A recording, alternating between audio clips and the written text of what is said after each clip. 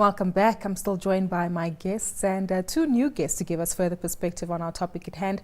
Wilfred Moyo, who is an investment economic strategist at Metropolitan.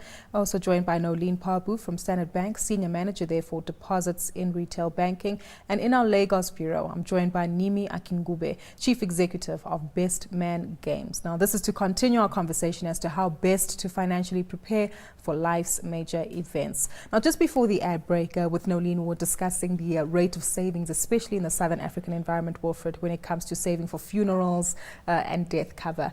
In your perspective, do South Africans maybe save a bit too much for this and ignore the other necessities and factors that they need to save for?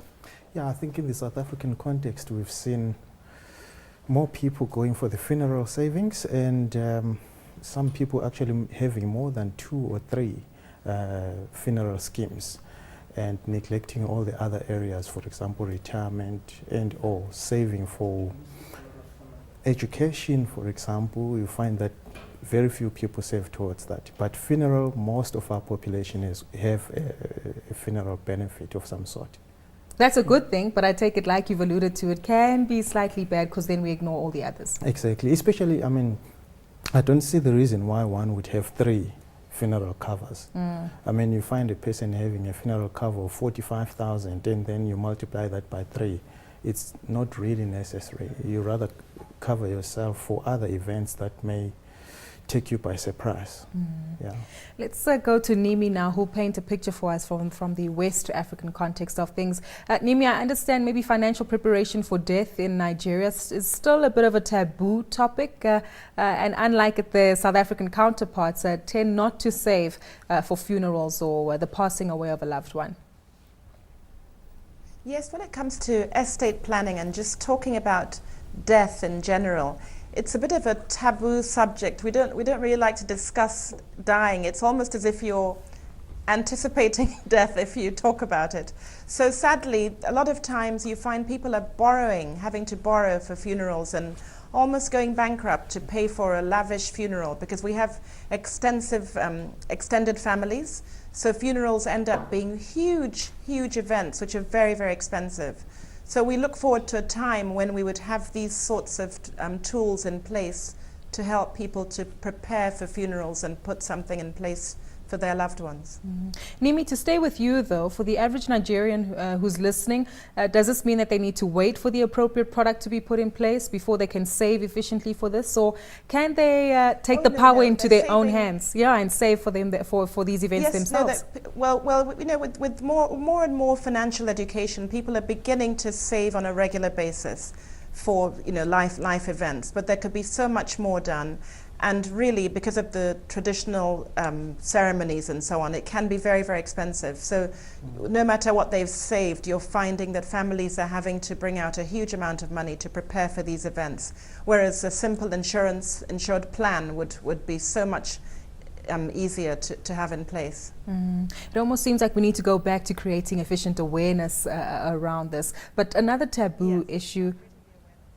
You're quite right, Nimi. But another taboo issue, and I want to come to you for this one, Nolene, is divorce. Because when we all say I do, we have the fairy tale idea in our minds that maybe this will never end. But unfortunately it does. And sometimes it finds the female counterpart or the one who's less financially independent on the losing end. I take it there's several considerations to take into account here. The kind of marriage contract in place, you know, how you actually monitored your asset purchases during the marriage as well. In the South African context of things, your view on this one? So from a South African perspective, I think the key thing is really as a female and as a female going into marriage is to be very aware of how you manage your finances, being able to have a good understanding of, to your point, the asset purchases and the marriage contract right up front. Going into that, understanding exactly how the marriage contract will be managed going forward, and should something to that effect actually happen with divorce, how that would actually be then managed. I think as females we often probably think that it's okay for the male to manage the financial awareness of the family, etc. But it is critical to always have an understanding of what's happening, of your finances, planning appropriately, having a good understanding of how that actually has an impact on your asset allocation, and then also being able to understand that, should something go wrong further down the line with a divorce, is what that actually means for you from a financial perspective. I think often women are caught quite unaware of what to do, and that's why it's important to always have a good financial planner that you're speaking to always have a good view of how you manage your finances. You're quite right, and I take it you need to start that conversation before things go sour, right, Wilfred? Yes. Because it's highly unlikely that you'll both want to be sitting opposite each other and discussing that. But I know it's a bad thing to say, but we can't necessarily go around in our marriages considering that divorce might happen. But I take it you agree with the ideas that Nolene shared with us? No, I mean, certainly. I mean, I think now we're at the time where both partners need to educate themselves financially. I mean, it's critical that when you're making financial decisions, you sit together and actually plan way ahead. And taking into account that should such an event happen, what should we do? So I know we always tell ourselves that it will never happen, but there is always that chance that it might happen. So people have to plan. Same applies. I mean, the probability of a person dying is 1, but we avoid that topic. Yeah. Similarly with divorce, there is a probability. So you need to actually say, honey, what will happen if this event was to happen? So plan together, educate yourself financially, know that if you happen to get through this situation, you can still depend on yourself. Yeah. Nimi, to come to you, I know that you're quite passionate about females and their financial emancipation, but is this also quite a rife and maybe taboo issue again, discussing finances at divorce in Nigeria? I think that's improving now. With a lot of the work that we're doing is to try to get women to take greater responsibility for their financial lives. But you still have that traditional gender role where the woman expects to be taken care of by the male members of the family, father, spouse, partner, and so on. But that is beginning to change. But we still find that women are lagging behind in terms of taking those bold steps. So as far as having discussions about the family finances, that is still not happening as much as it should be happening. So you find that many times a woman gets married, she doesn't know who owns the property, she doesn't have a clue about what's happening. And if there's a problem, a lot of the time women find themselves left in the lurch with the family house or assets and so on. They don't have a clue about the family finances. But I think it's improving a lot, and there's a lot of work to do there. Just to stay with you for a moment. I was just going to ask about South Africa. Are prenuptial agreements common there? I've noticed that that's something that's becoming an issue on the African continent. Is it something practiced in South Africa quite frequently now? Indeed, let's get our experts to give us that one. Prenuptial agreements are quite prevalent in South Africa. I would think there's a fair split. There's a fair split. I do think that people are aware of their financial, their finances, and they want to have a good understanding of that right up front. And to the point made earlier is that both partners must be aware of what the finances are of each of the individuals, so that further down the line you know exactly how to manage that should something go wrong. So true.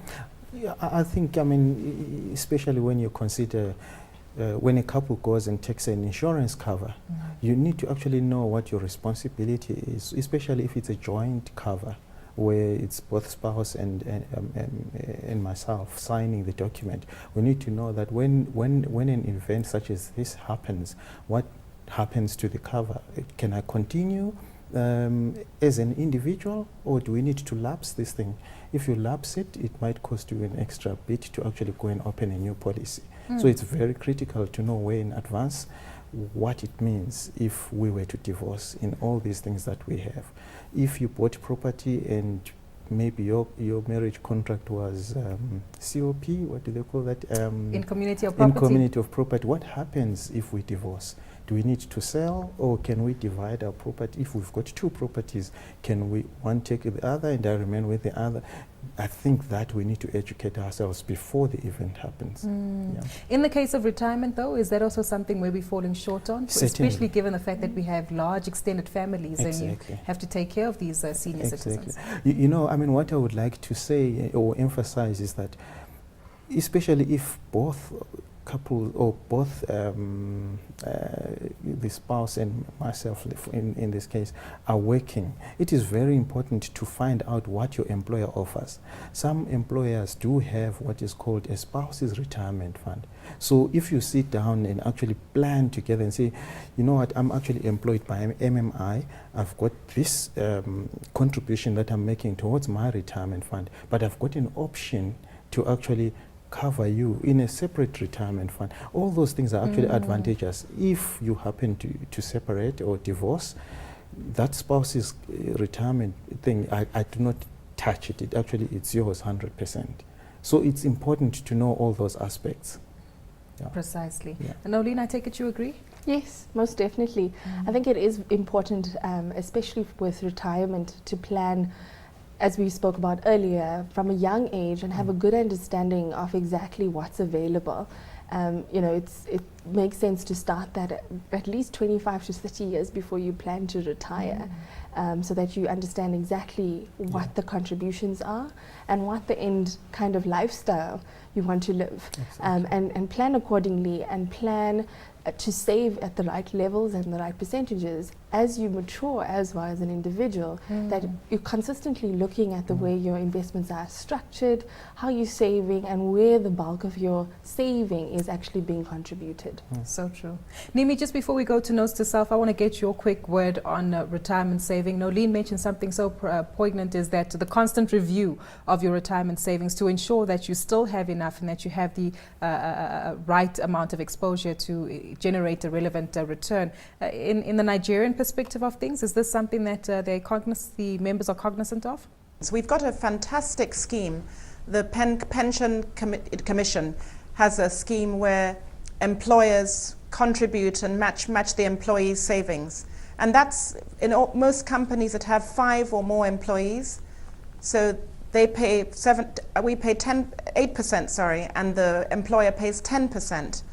So 18% is going out into savings of the employee's basic salary, which is quite significant. Of course, that is not going to take care of a long-term retirement. So people are encouraged to save on a regular basis on all the asset classes, you know, right through their working life. But that is a great scheme that really does work, and it's doing quite well. Well, let's have a quick recap of the key takeaways of tonight's conversation. Nimi, let's start off with you. Indeed, you have answered our questions quite efficiently, but the key things that you would want any viewer watching tonight to remember about financial planning for life's major events, what would they entail? I think that every single life event, whatever it is, from a new baby to retirement, has a financial implication. So it's just so important for everyone to plan ahead for those life events to ensure that they're well protected and well prepared. If you aren't prepared for a major life event, it becomes such a burden, as opposed to it being a wonderful life event that one should go through and enjoy with one's family. So it's all about being prepared and about planning. Preparation and planning. Nolene, your key takeaway points for tonight? I think to touch on what Nimi's raised, it really is around planning. You know, as you move through the life stages, expenses change. You know, as you mature through life, it's to really just understand at each point, have a review and a check as to where you are in terms of income, savings levels, and to really understand how you're managing and are you meeting the goals that were put down initially and achieving those, and if need be, to reassess the goals that have been put down, and then consistently look at ways of how to save and to better save towards those goals. I think is critical. Indeed. Wilfred, from your perspective, what do you want us to remember tonight? I think the critical thing is education, education, education. Educate yourself on financial matters. Yeah. It's critical. I mean, interact with people who add value in your life. Many a times we group around people who don't actually add any value at all. So I think if we want to learn how to curb against certain risks in our lives, financial risks, we need to learn. Expose yourself to people who are actually in the field, and they will teach you the tricks of life. Exactly. Thank you so much to all of you for your insights tonight. That's unfortunately where we have to leave it for personal finance this evening, but a big thank you once more to my guests, Wilfred Moyo, who is an investment economic strategist at Metropolitan, Nolene Parboo from Standard Bank, she's a senior manager for deposits in retail banking, and in our Lagos bureau, Nimi Akinkugbe, who's a chief executive officer of Bestman Games. Now do remember that we want to hear from you, and maybe you can tell us how you've managed to prepare for life's events. You can tweet any of your comments or suggestions to @CNBC Africa using the hashtag Finance410 or to myself at Gugulethu on Twitter. Until next time, take care everyone.